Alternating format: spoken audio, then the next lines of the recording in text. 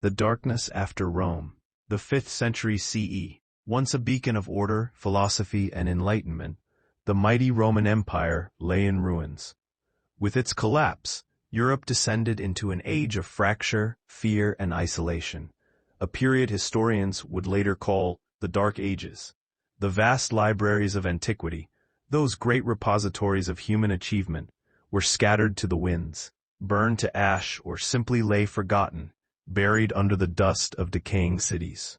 The profound works of Aristotle, the dialogues of Plato, the medical wisdom of Galen, the geometric brilliance of Archimedes, all teetered on the brink of vanishing from human memory forever.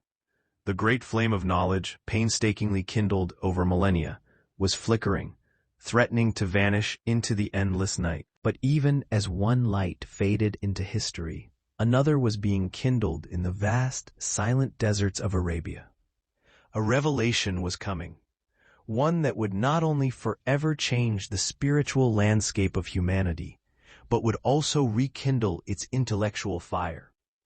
This is the forgotten story of how a single, divine command sparked a golden age that spanned continents and centuries. The story of how the scholars of the Islamic world arose as the guardians of light, saving the very foundations of human civilization from oblivion. The divine command, Iqra. In the profound silence of a cave outside Mecca, a man named Muhammad received a command that would echo through the corridors of time, shaping the destiny of millions. The very first word revealed to him was not pray, nor was it worship or believe. It was a command that struck at the very heart of human potential. Iqra, read. Read in the name of your Lord who created man from a clinging clot.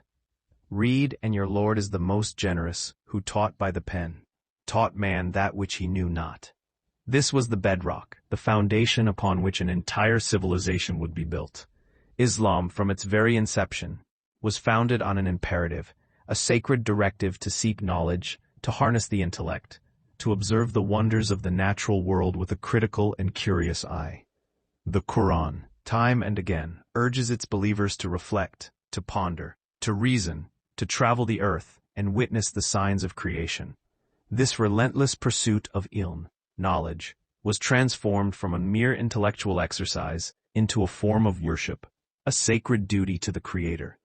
It was this powerful spiritual engine, this fusion of faith and reason, that would power an intellectual revolution, the likes of which the world had never seen. Read in the name of your Lord who created man from a clinging clot.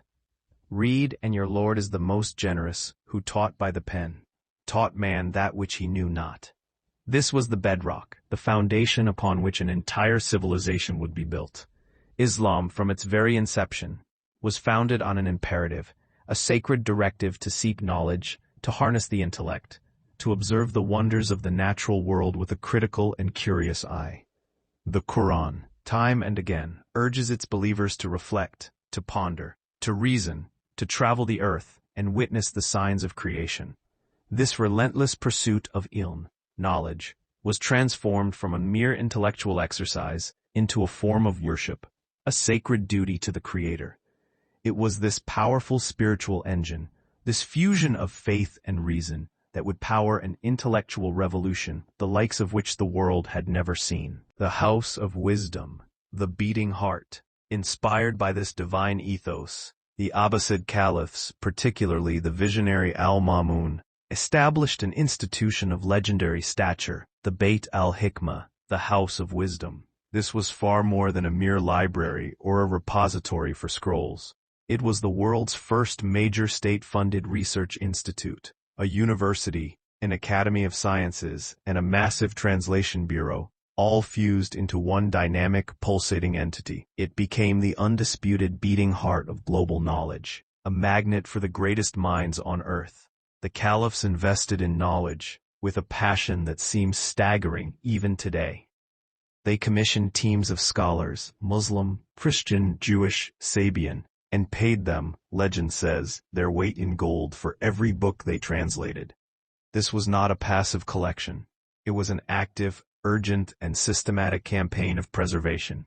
They sent emissaries to the far corners of the known world, seeking out the seminal texts of antiquity. The philosophical works of Greece, the medical compendiums of Persia, the mathematical theorems of India, the astronomical charts of Babylon. They were the guardians standing sentinel, a bulwark of enlightenment against a rising tide of forgetting, protecting humanity from a second, permanent intellectual dark age. The great minds, beyond preservation. Yet, to define this era solely by its magnificent act of preservation is to tell only half the story, and perhaps the lesser half. For the scholars of the Islamic world did not merely absorb this knowledge. They engaged with it.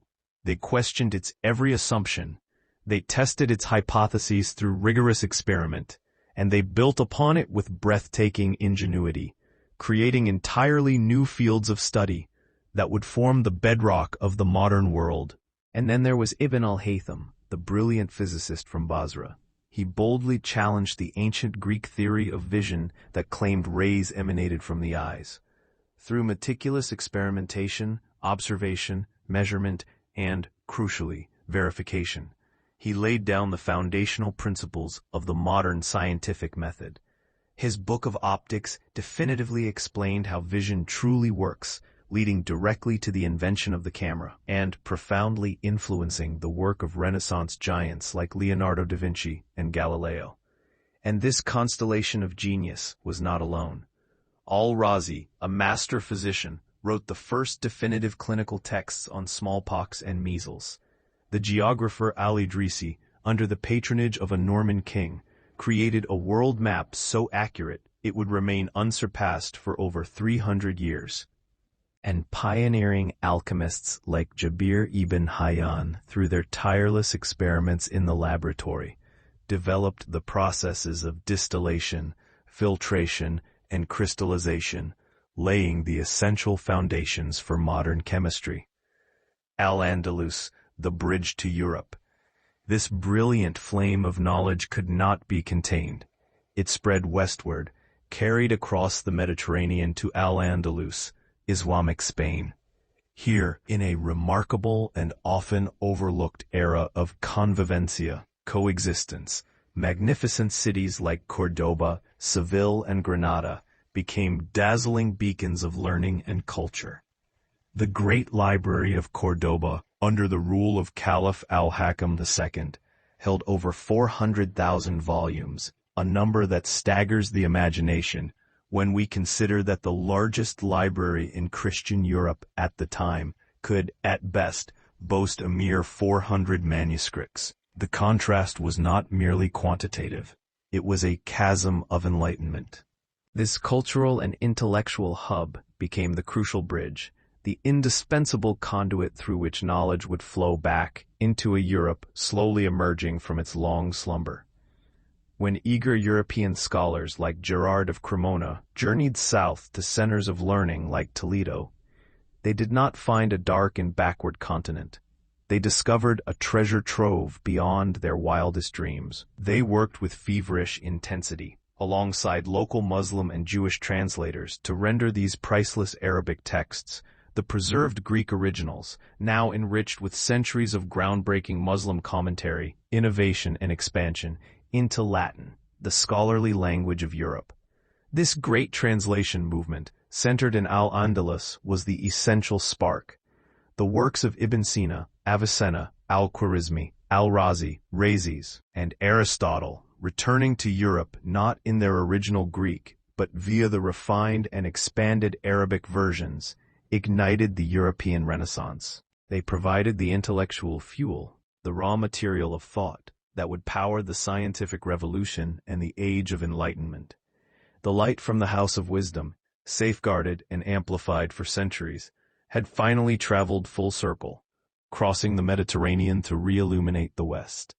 Conclusion: the eternal legacy. The legacy of the Islamic Golden Age is not a relic to be confined to the hushed halls of history museums. It is alive, it is all around us, here and now. It is in the very algorithm that powers your smartphone's search engine and connects you to a global web of information.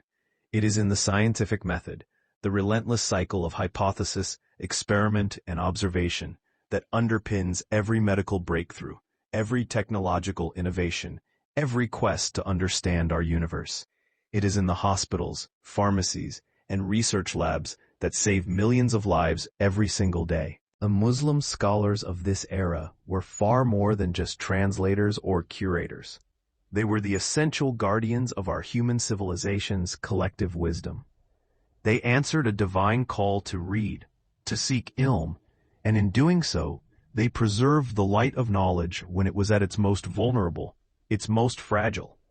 Their story is a profound and powerful reminder that knowledge has no single nationality, no inherent religion, no permanent homeland. It is a fragile inheritance, a sacred trust that must be constantly cherished, protected, challenged, expanded, and passed on from one generation to the next, from one civilization to another.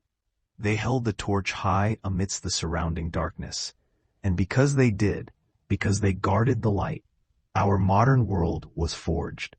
We are all, in a very real sense, the children of their enlightenment.